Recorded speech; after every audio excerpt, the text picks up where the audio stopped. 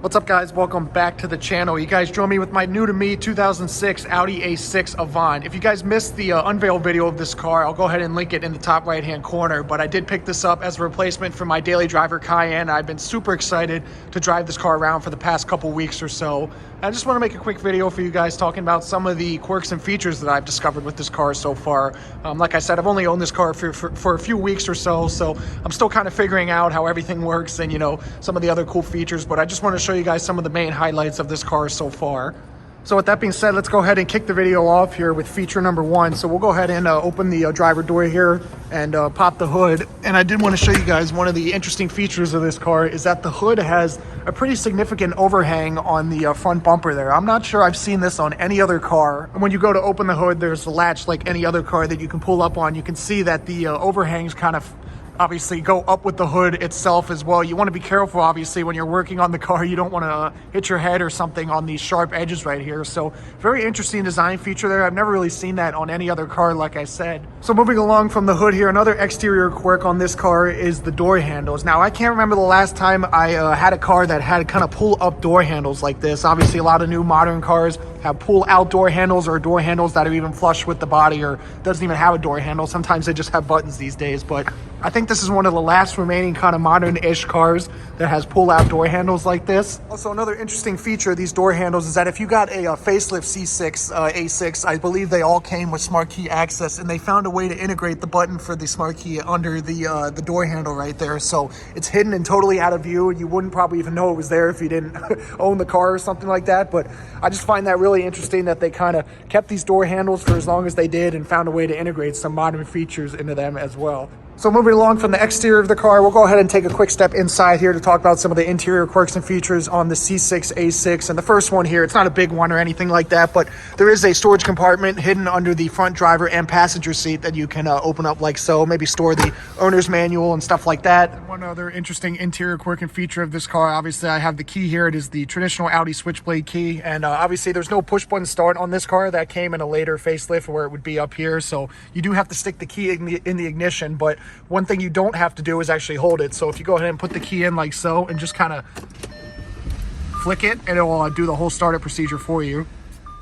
So moving along the interior here to talk about some other interesting quirks and features of this car. So here are the climate controls, obviously, and as you can see, the temperature is synced between the driver and passenger zones here. If you were to go ahead and change, obviously, you know, the driver's zone right here, and you wanted to sync it back up, you can actually hold one of the dials and it'll obviously sync both zones back up, which is pretty cool. One other interesting feature that I actually just figured out here is that, as you can see, the driver and passenger temperatures are pretty different here, 68 and 73. And depending on what dial that you hold for each zone, it'll sync to that zone. So let's say you want the whole car to be 73. If you want to hold the passenger side, it'll sync to that passenger side temperature. So very interesting feature. I'm not exactly sure how useful it is, but it is there. Also, on these climate controls, I have not figured out a way to actually turn the whole climate system off. If you go to the fan setting like you would maybe expect, it's on 1, the lowest setting, and you crank it all the way to the left, it will not turn off. So I have no idea how to actually turn off the climate control permanently in this car. Maybe some other owners can let me know. But I found that the fan and the climate is always running in this car. The last few interesting features of this climate control setup is that this car also has 6-level heated seats. I know a lot of Volkswagen Audi products at the time also had this 6-level heated seat setup. I'm not exactly sure why that is. I typically kind of leave it in the 3 to 4 setting, and that's pretty much as warm as you'll ever need it. And also this econ button right here, I have no idea what this does. It doesn't feel like it changes anything with the climate, you know, or anything like that. Maybe it, you know, runs the AC compressor less often in the summer or something like that to save fuel. But other than that, I have no idea what that feature is.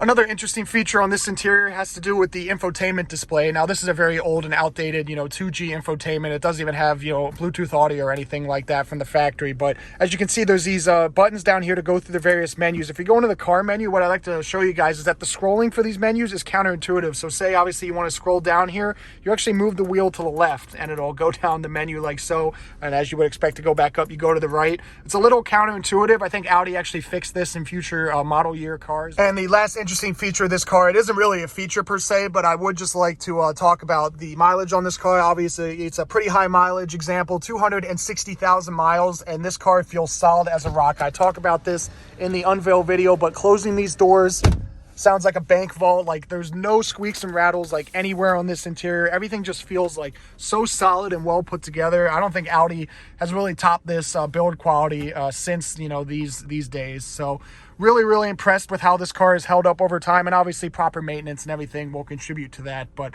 still a very impressive feat nonetheless. Well, with that being said, let's go ahead and shut the car off here and conclude the video. Well, guys, I hope you enjoyed this quick video talking about some interesting quirks and features on my 2006 Audi A6 Avant. If you did enjoy this video, please be sure to give it a big thumbs up and subscribe for a ton of cool content coming very soon. And I'll catch you in the next one.